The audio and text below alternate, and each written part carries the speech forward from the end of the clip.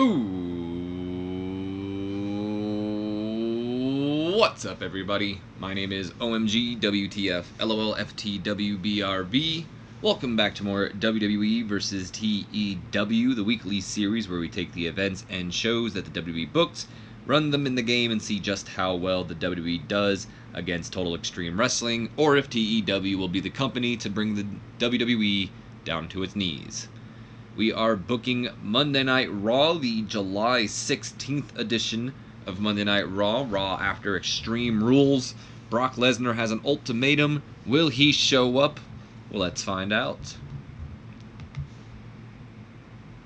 We don't waste any time finding out about Brock Lesnar as we open up the show with Kurt Angle and a 72 B- as he recaps what he set up on Extreme Rules. Tell him, Brock, you either got to show up or I'm stripping you of the title. Brock's not here, so Kurt goes on to strip him of the title. But before Kurt can do it, Paul Heyman makes an appearance, and Paul Heyman comes down to the ring, and he pitches the idea to Kurt Angle of Brock challenging for the UFC Championship while wearing the Universal Championship, and how Brock wants to wear both those championships with pride and be a dual sport superstar, similar to how Kurt Angle was when he was wearing like the WWF Championship when he was, parading around with his Olympic gold medals.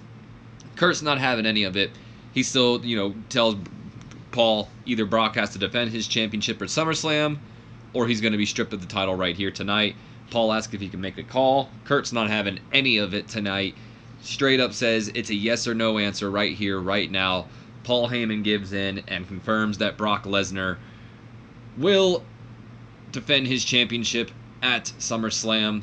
And he goes, but the question is, who is ready to get victimized by Brock Lesnar? That, of course, leads to Bobby Lashley coming out, Drew McIntyre, Elias of all people, my man Elias, Finn Balor, and then, of course, Roman Reigns. I thought... Oh, there's Seth Rollins. I was going to say, where's Seth Rollins? Seth Rollins came out between Drew McIntyre and Elias. They all come out, they make their claim as to why they should be, facing facing Brock Lesnar. Lashley feels he's the only one that can. McIntyre says that he came here for a reason, and it wasn't just to get Dolph Ziggler the Intercontinental Championship. That was Phase 1, and now it's time to initiate Phase 2. Seth Rollins believes he should be able to step up to face Lesnar, as does Elias. Finn Balor preaches about, him being the first ever Universal Champion. Roman Reigns isn't here to state the obvious, like he says, but he's just here because he wants a fight, pretty much. Who cares? Roman Reigns, seriously, you had one job, and it's pretty much hype up the fact that you should be the one fighting Brock Lesnar. He has a legitimate claim, and he just comes out, I just want to fight. Maybe, I don't know. Sometimes I feel like maybe myself and a lot of other people are too hard on Roman Reigns, but here, it's like you get thrown an underhand ball. They're pretty much lobbing it to you, and you still strike out. I don't get it, man. Come on, guys. You had it written for you, and you had to, let's make Roman look like a badass because he's angry because he lost. Yeah, you lost fair and square. It's not like you cheated. Own up to it. Whatever. Maybe it's the descent and, for Roman Reigns' heel turn, but I'm not going to get my hopes up. Nonetheless, 72 B- for the opening angle as Kurt Angle makes the announcement that we are going to have 2 triple threat matches here tonight. Roman Reigns versus Drew McIntyre versus Finn... Is it Finn Balor? Yeah, versus Finn Balor. And then Bobby Lashley versus versus Seth Rollins. McIntyre and Rollins kind of look alike, just one with a fatter face. Nonetheless, Bobby Lashley, God, I said it again. Lashley, Rollins, Elias. That is the main event of the night, and the winner of those 2 triple threat matches will meet next week on Raw to determine who will face Brock Lesnar at SummerSlam. Lashley's getting better at his gimmick. Dolph Ziggler helped McIntyre during the segment, which I guess that's kind of my bad here, because Ziggler shouldn't have been down there with Drew McIntyre, so my bad. This did get the show off to a strong start. Crowd was hot. Gained heat for the Seth Rollins-Drew McIntyre feud. It looks like Dolph Ziggler is moving on to, defend the Intercontinental Championship, while it looks like we're going to be getting the feud between Rollins and Drew McIntyre now, which I guess maybe spoils the Bobby Lashley thing, but maybe Seth Rollins wins and Drew McIntyre wins. You don't know. Same thing with Roman Reigns and Lashley. That gained heat as well, which again might spoil some things. But who knows? Maybe Bobby Lashley can win and maybe Roman Reigns wins. Or maybe, Elias and Finn Balor win and we get one of those two next week. We'll see. Kurt Angle is improving in acting and performance skills. Roman Reigns is improving in acting despite him being the weakest person, in my opinion, in this angle. 71 B- as we go to a commercial break and come back. Before the triple threat match, Constable Baron Corbin catches up to Kurt Angle and is not happy about the the triple threat thing, asking if he got it approved with Stephanie. Kurt's like, I didn't feel like I needed to, and then Baron Corbin's also upset because he wasn't in, what's the word I'm looking for? Included, I guess, but more like thought about to be in the triple threat match where Angle felt like, he just straight up says, I didn't really felt like you deserved to be in the triple threat. And then Corbin's like, well, Finn Balor did. And he goes, well, Balor beat you, didn't you? And there you have that. 71 B- as it advances the Kurt feels Stephanie's Wrath storyline and the Corbin-Balor feud. 69 C+ for our opening match of the night. Triple threat match. Winner will face the winner of the Lashley, Rollins, and Elias match. And a decent matchup here. Roman Reigns goes over Finn Balor and Drew McIntyre in 19 minutes 35 seconds after Roman Reigns defeats Finn Balor with the spear. 69 C+. This match got the crowd hotter. Balor had an in-ring performance of a 65. Drew McIntyre with the weakest of a 58, and Roman Reigns with the best of a 67. So everyone pretty even here. McIntyre a little bit falling behind, but I blame mostly popularity. If he had around the same pop as, like, say, Finn Balor or Roman, although he may not be as far behind now, he probably would have had a better performance. Nonetheless, Roman Reigns pulls out the victory here, and what was a pretty good opening matchup here. I enjoyed it. I thought there was a lot of heavy-hitting moments. You got to see a little bit of a preview of what's to come with maybe someone like Drew McIntyre and Finn Balor, and Drew McIntyre and Roman Reigns. So it seems like now that McIntyre is starting to wrestle a little bit more on Raw, we're getting a little bit more of a preview of what's to come in the future for Drew McIntyre, and it looks like he's going to be getting a heavy push, which I'm happy about. And I am looking forward to the feud with Rollins and McIntyre, if that is where they're going. Of course, feuds can always change on a dime, as is in this game as well. I actually thought Finn Balor was going to win this matchup. It looked like it at many points. I thought Balor was going to pull it out, and I thought maybe Balor would go on to next week, maybe to take on someone like Seth Rollins, and maybe Seth Rollins is costed by Drew McIntyre or someone, and then Finn Balor goes on to face Brock Lesnar. But looks like they're continuing on with the Balor and Corbin feud, and Roman Reigns pulls out the victory. And I remember when I was watching this match, I was a little kind of like, oh, really? Roman Reigns wins? But it made me, think if Bobby Lashley won the main event, I wouldn't be upset with Roman Reigns winning, because if Bobby Lashley wins and then they go on to do Roman Reigns and Lashley next week on Raw, kind of like the rematch from Extreme Rules, I have it my own way that I would like to see it booked that I think could be turned out to be an interesting thing. So if Bobby Lashley wins the main event, it could, lead to next week and it going to maybe a double count out or a draw of some sorts where neither Lashley or Roman Reigns win the match. Maybe Brock Lesnar comes and makes his huge return or whatever and beats down on both Bobby Lashley and Roman Reigns, eventually leading it to being a triple threat match at SummerSlam. I think that would be what's best for business as we get the triple threat between Lesnar, Roman Reigns, and Bobby Lashley at SummerSlam. A good hard-hitting brawl between three hosses that'll end up with none of them winning the championship, as I believe I would have Brock Lesnar go over again, looking dominant as always. Maybe the bitterness between Roman and Lashley costing them, and then Braun Strowman cashing in the Money in the Bank, or excuse me, the Monster in the Bank, as we can call it now, to become the Universal Champion to end SummerSlam. That's how I would do it, but again, that all hinges on if Lashley wins tonight or not. And if you watch Monday Night Raw, you already know who won, so you're probably just looking at me like, would you just say it already? Stop pretending, Nonetheless, Finn Balor is improving in performance, so good on his part. 50, almost said 59, but 55 C- rating here, as we find out that therapy didn't work. Bayley, she tried her damnedest, but Sasha just won't change, and Kurt admits that, maybe therapy wasn't, the best idea, which makes me just go, well, what the hell was the point of all these pointless, stupid angles that didn't have any point to them in the first place? You guys failed Dr. Shelby. Nonetheless, Kurt goes on to say that, I'm going to do what we should have been doing this whole time, and we're going to settle in the ring. You and Sasha are going to be in tag team action against Alicia Fox, who is returned, of course, now, thank God. It's like WWE knew that she had, she was like, oh, we could use her for angles, but we can't put her in matches yet. So that little angle they had was like a reintroduction of her, I guess. and now she's officially back, which literally was today in the game here, like her return. So thank God on that part.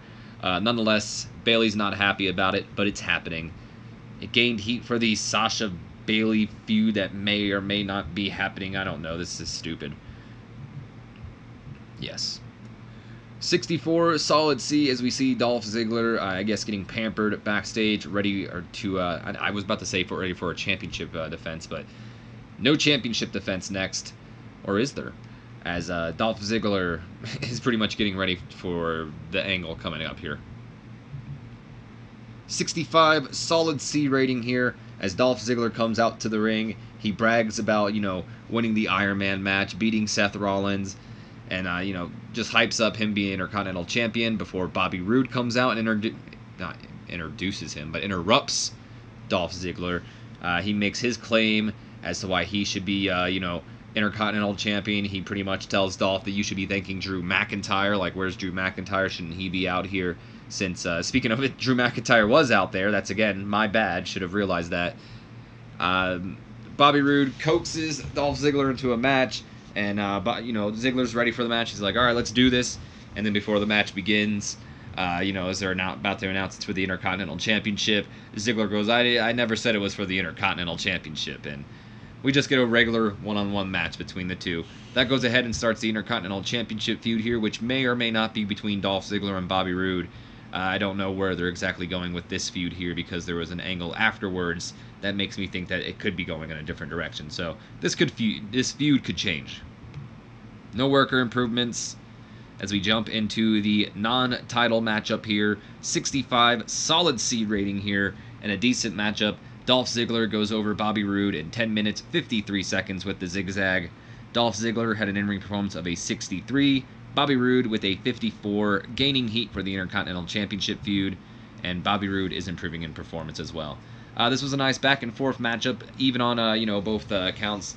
Bobby maybe looking a little bit more stronger than Dolph in this matchup, getting a little bit more offense in with Dolph playing more of the heel bits as he should, but I'm not exactly sure how it ended. I know it was a little bit tainted with Bobby being a little distracted at some point. Was Ziggler able to, I guess, kind of sneak in a zigzag and get a clean 1, 2, 3 in the middle of the ring? Not saying that Drew McIntyre to distract him. I feel like something happened to where Bobby Roode's, attention was somewhere else for the second. And no one distracted him. I just can't remember exactly what it was. I could just be misremembering the matchup. It has been a couple of days since I've seen this one as well, so. 63 solid C rating here as we get a recap of the beginning of Raw. Kurt Angle's pretty much ultimatum for Brock Lesnar, which, led to our opening triple threat match between Roman Reigns going over Finn Balor and Drew McIntyre to face the winner of the main event triple threat match, which is hyped up right here. 56 C- as we will see Seth Rollins taking on Lashley and Elias. Winner faces Reigns next week. 74 B- as we see Bobby Lashley getting ready. He cuts a quick promo on Roman Reigns, not really on Roman Reigns, but on Brock Lesnar, saying how he's taking care of Roman Reigns. He said he came back to WWE to do two things: beat Roman Reigns and beat Brock Lesnar and be the Universal Champion. And he's ready for Lesnar and how he will be the Universal Champion after SummerSlam. So strong words from Bobby Lashley. 55 C- rating as Bobby Roode is backstage. He's sulking after his loss when Mojo Rawley walks up to him and he pretty much talks about, you're glorious. I'm not impressed pretty much, so Mojo looking good. And again, I kind of alluded to it earlier. The Intercontinental Championship feud here, it did go ahead and lose heat. And that's why I said I'm not exactly sure where this is going. This could be a feud that's not even ending up for the Intercontinental Championship feud. And I just, figured Bobby Roode and Dolph Ziggler were going that direction. So it could be Mojo Rawley versus Bobby Roode for all I know. But Mojo Rawley kind of inserting himself here, and who knows, maybe Mojo would be challenging Dolph or something. Who knows? But there you have that. We then go into a Mojo Rawley matchup here. 50 D+ rating as he takes on Tyler Breeze. In an extremely short matchup here, Mojo Rawley goes over Tyler Breeze in 4 minutes, 27 seconds with the hyperdrive. Not exactly sure if that's the finish or what Mojo's finish is called. In fact, now that I think about it, I'm not exactly sure what Mojo's finish is. He did a pounce though, and the pounce looked great. If you don't know what the pounce is, Marcus Corvan and the Alpha Male, Monty Brown, and TNA, he used to do it. It's a great move. In fact, he's in my developmental territory and my invasion save, so maybe we'll be using him someday in the future. Nonetheless, Tyler Breeze in one-on-one action because apparently Fandango was out. I think it was with a shoulder injury or something, so we're getting able to see Tyler Breeze get a little bit of show of what he can do, but unfortunately he didn't get to show off anything because Mojo pretty much dominated him here in this match. I don't believe I made it open. I just think it happened. No, it was open, so maybe Tyler Breeze did get a little bit of action in here. Who knows? I usually don't make it open unless I think it's open in the actual match. Nonetheless, Tyler Breeze outperformed Mojo Rawley despite Mojo getting the victory. Breeze with an in-ring performance of a 44, Mojo with a 39. No worker improvements, though. 38 D- as we see both Sasha Banks and Bayley making their way towards the entryway for their upcoming tag match. They're distant from each other, not happy that they're the team, but they're doing it anyway. And yes, we are moving along. 88B+ for our long, pointless commercial break. Huh. Maybe we should just use John Cena more because we usually get A's with these things. But I figure we'll throw Chris Jericho and Rey Mysterio in there as well, to keep them happy that they're, not on TV. But Jericho underperformed. What the hell is your problem, Jericho? Nonetheless, long, pointless commercial break, 30 minutes long, as Cena, Jericho, and Mysterio promote Monster Energy drink and Cheez-Its and, I don't know, the latest video game coming out with Mountain Dew or some bullshit. So there you have that. Alright, so we get to our tag team matchup here. Alicia Fox and Dana Brooke going against Bayley and Sasha Banks. Almost said Sasha Brooke. 43 solid D rating in an extremely short matchup. Alicia Fox and Dana Brooke go over Bayley and Sasha Banks in 3 minutes 2 seconds after Sasha got disqualified after going into a rage and refusing to assault both Alicia Fox and Dana Brooke. Sasha really wasn't tagged in this match, so I don't believe that she really did much in the ring, but Bayley really was taking a lot of the heat, getting beaten up by Fox and Brooke, getting her own in there.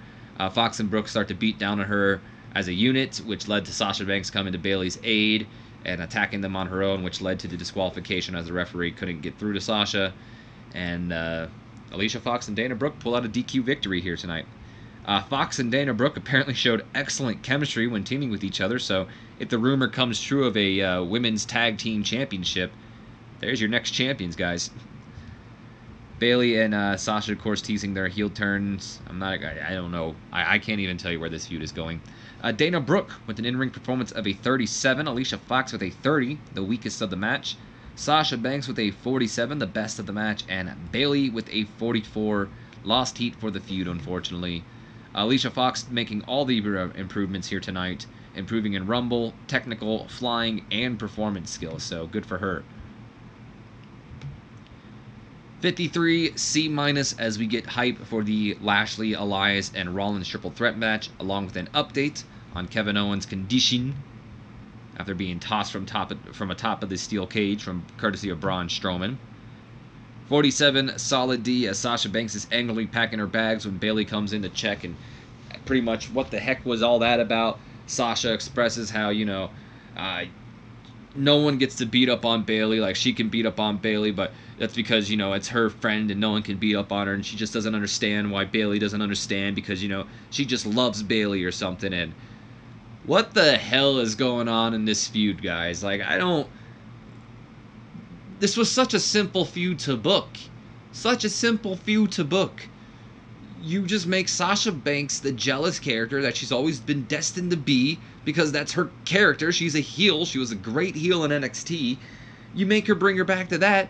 Have it maybe reveal that she was using Bayley this whole time, or maybe not even use. She didn't have to use Bayley, she was, doing her thing, and then Bayley had to come up to Monday Night Raw. Now it became all about Bayley, and that's all Sasha Banks' career revolved around, was Bayley this, Bayley that, and she got sick and tired of it or whatever. Simple feud to book. You don't have to book this dumbass, are we friends, are we not, now we may be lesbian lovers, because that's like the latest rumor going around. This is stupid. This is so stupid. They failed both these women, who honestly should have been like two of the biggest stars on the women's roster, let alone the WWE's roster. Like, good God. So dumb. Yes. 72, B- as we get an interview with Renee Young, with Braun Strowman, as she talks about, Kevin Owens and all that. Braun Strowman just, his only regret was that he couldn't congratulate Kevin Owens on his win, pretty much. Young tries to pry and see if Braun Strowman was upset that he wasn't considered for one of these triple threat matches. Strowman isn't, he's not mad about it at all, because he has the Money in the Bank briefcase, and this makes it so that he's the main event pretty much, which, again, what makes me believe that nonetheless, whoever goes on to face Brock Lesnar at SummerSlam, neither Lesnar or that person is walking out Universal Champion, because I think it's time for Braun Strowman to hold the belt. I went along and kept this feud going, but I don't believe it is still going on. But until further notice, the Braun Strowman-Kevin Owens feud is continuing.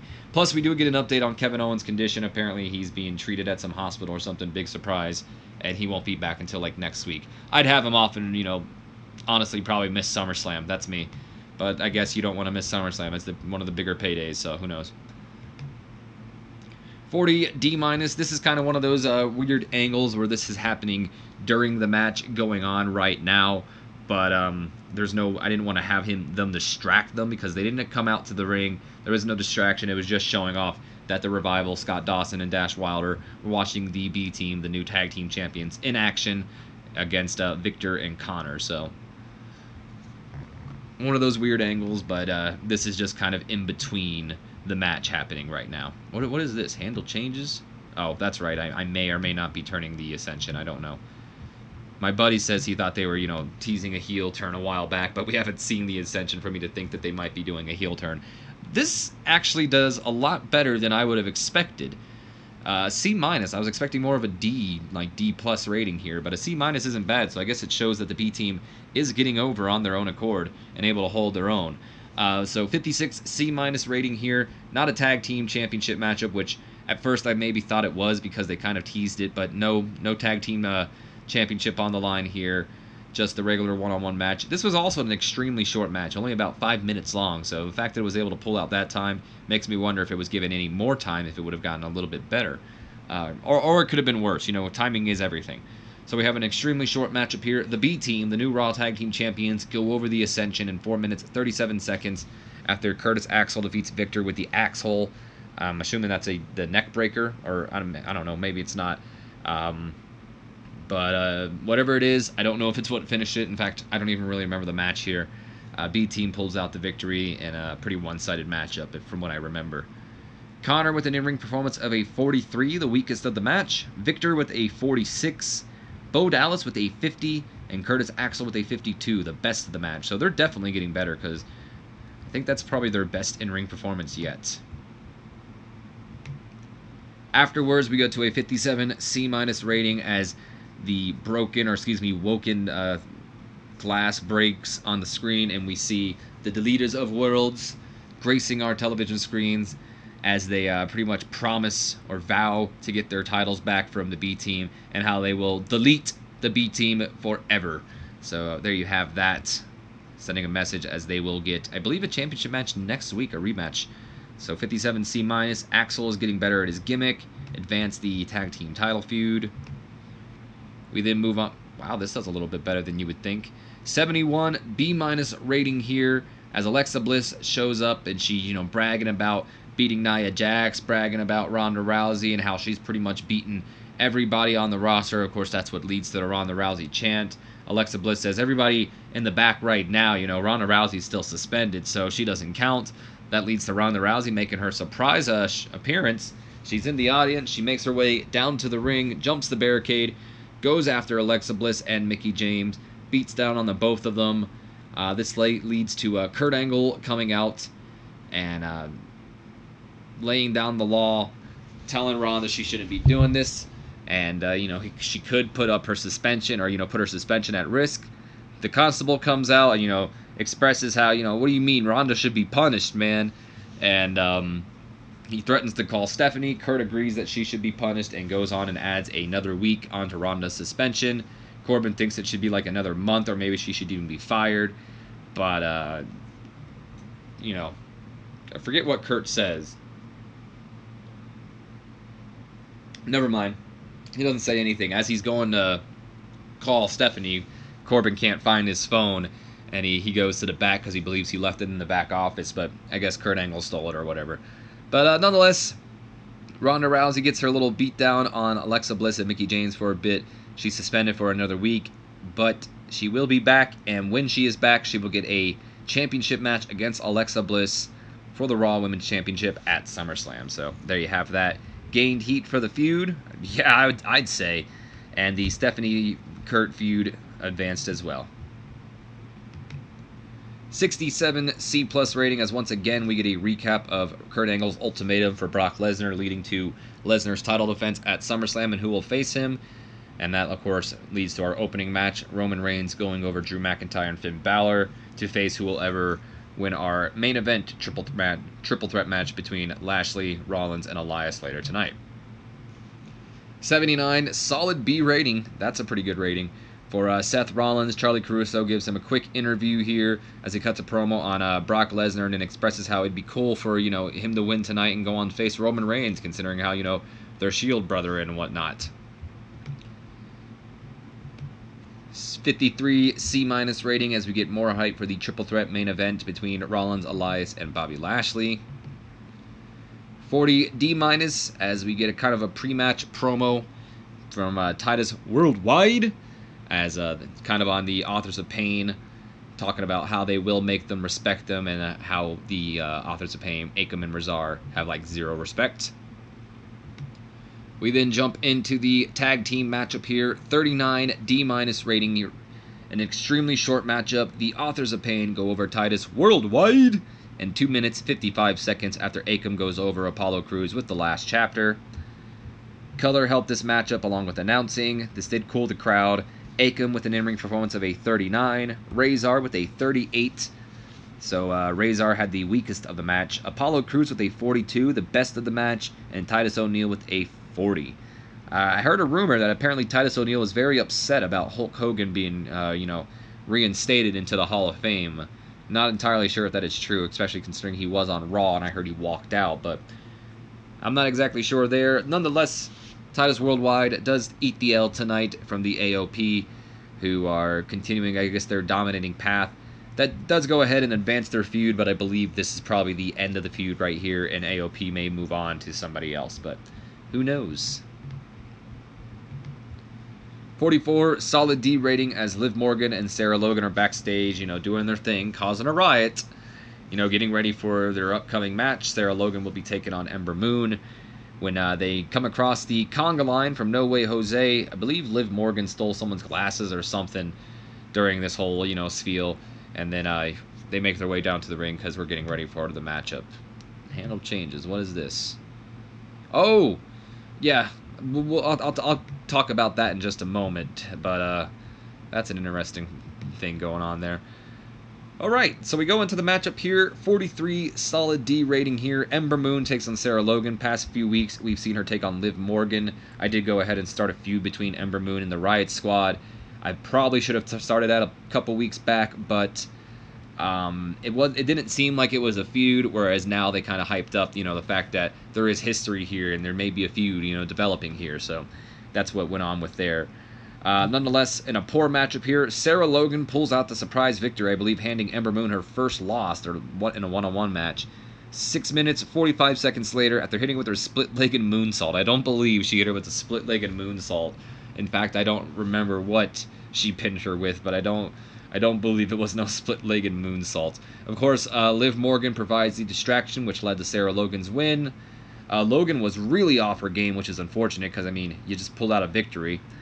Nonetheless, Liv Morgan doing some good work ringside, announcing, helping this match tonight. Ember Moon with an in-ring performance of a 40. Sarah Logan, despite being off her game, not too far behind Ember Moon with a 36 in-ring performance.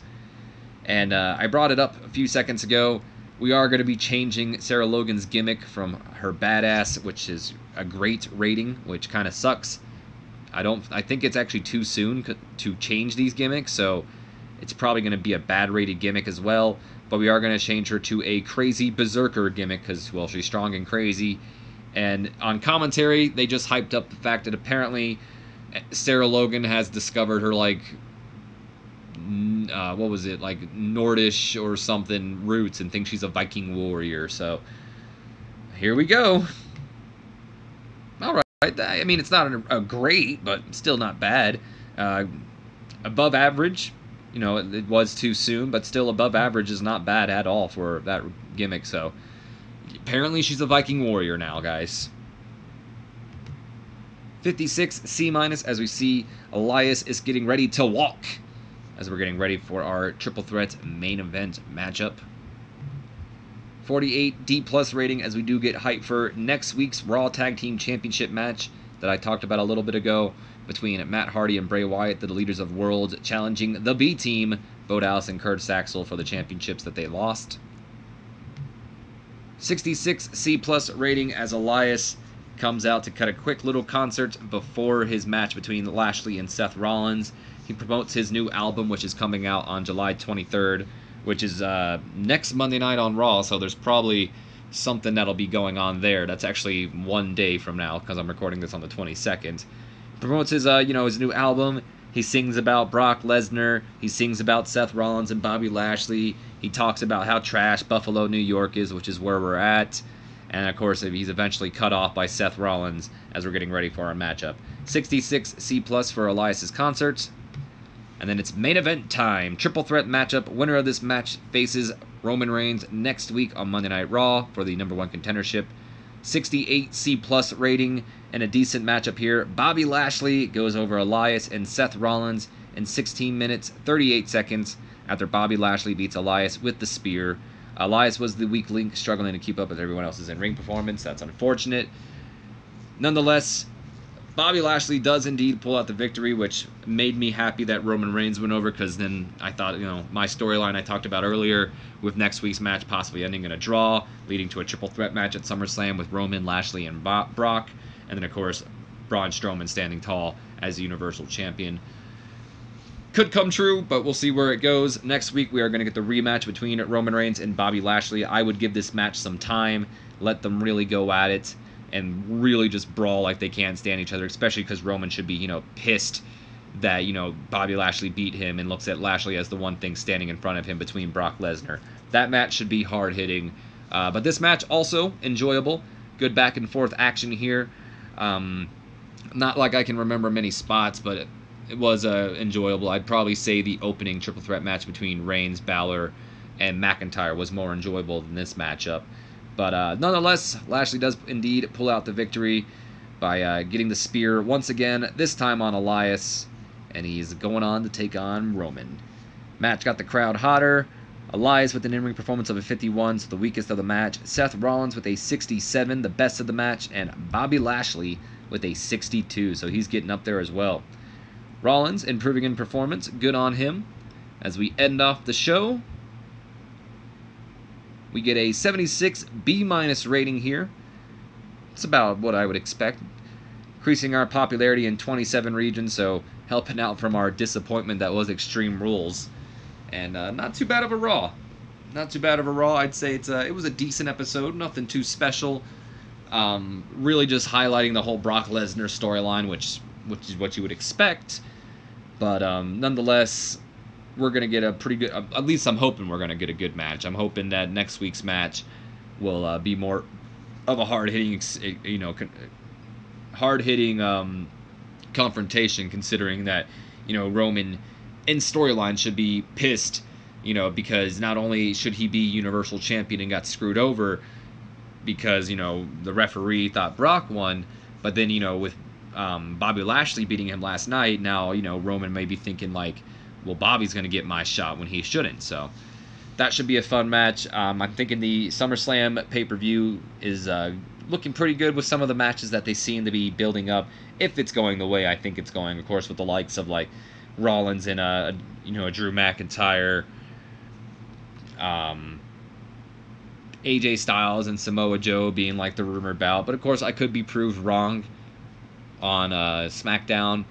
If they do the Brock versus Roman versus Bobby match, I think that'll be a great matchup that will allow, Brock to, sit out a little bit of the match, not have to be the whole highlight of it. And, I think having Brock be pinned is what we need the most, though. That way there's no excuse to where it can be like, oh, well, you didn't beat Brock Lesnar. And I think the man to beat Brock Lesnar is Braun Strowman right now. Like, I don't think Roman should win. I don't think Bobby should win. And I don't even think Brock wins. I think whoever, faces Brock at the pay-per-view, it doesn't matter because it should end the night with Braun Strowman looking, standing tall. So apparently we got a lot of praise. I guess that's good. Let's look at what we got here, though, before we end this off. Chris Jericho says Mojo Rawley is charismatic. The kid is a future star. That's awesome. Big praise from a guy like Jericho. And I wonder if this is going to be some developmental contracts. No, but Hulk Hogan's back. I was worried that he was going to be on the Extreme Rules pay-per-view. He wasn't, but let's go ahead and bring Hogan back for an exclusive pay-per appearance. There we have that. Kira Tozawa extending his contract, and Mike Rome extending his contract as well. We do have a couple developmental hires. It was revealed that WWE hired some people. Not everybody that they hired, of course, are in the game, because some of them weren't even wrestlers before they got hired, so they're not in the game. So MJ Jenkins, which is kind of funny because we used her for like that brief period for the Bayley Sasha Banks angle to kind of play as their counselor, despite her not saying a word. Lacey Lane, who doesn't have a picture, but she worked for the Crush. I believe she's actually their champion. Oh, she's not their champion, but she won it in real life. Or no, she just lost it apparently in real life to Tessa Blanchard because she just got signed. Deonna Purrazzo, who is a champion right now. She is the current Women of Honors champion, so there you have that. Was MJ Jenkins a champion? I don't think she was a champion. No, there's one more champion, and it must be Keith Lee, the other big signing. A lot of people are happy about him. I've yet to really see Keith Lee in action myself, so this will kind of be my first exposure to him. And he is the WWN World Champion, which I believe is like an alliance, like the Wrestling Network Alliance or something. So there's a handful of people we hired, and of course the ones I couldn't hire because they aren't in the game, or at least they're not under the names that I know them as, are Denzel Dejournette, Tyshawn Dong, Luke Menzine, I don't know, and Stacy Irvin Jr. So those are all the ones I couldn't hire, but I'm hiring the ones that I could. We also got Io Shirai, who is also, recently hired. I can't send her down yet because I have to wait for her contract to begin. She has maybe a couple more days left. 2 more days, so she'll be here soon, and we'll probably report to NXT as planned. Nonetheless, though, that is going to be the end of this video. I hope you guys have enjoyed. If you have, do me a favor, leave me a comment, like, subscribe if you haven't already. And as always, my name has been OMG, WTF, LOLFT, WBRB. Don't forget to share this video with your friends, Facebooks, Twitters, Instagrams, I don't give a dams, all the social media accounts out there. If you feel it'll help, give it a share. In fact, if you feel you got a buddy out there who would enjoy my content, why not give them a share as well? I've got some buddies as well. Check them out down below in the description. I highly recommend checking out ZachManziNVO over on Twitch. Very active, streams for about maybe 2 hours every day. He's streaming wrestling games. He's streaming Overwatch, Smite. He uploaded a video here on YouTube, pretty much highlighting some of his highest rated clips over on Twitch. Here on YouTube, he made a quick little video. I shared it on my channel. You can also check out Raging Yoshi down below in the description. Let's Player here on YouTube, active as well, one of my best friends, doing a Let's Play a Cave Story, Kingdom Hearts 2.5, speed runs of Kingdom Hearts 1.5, Tower Ascension with some of his buddy. Good stuff over on that channel. Check it out. As always, thank you guys for checking this video out. I will see you guys for 205 Live and SmackDown once I get that up. Have a good one.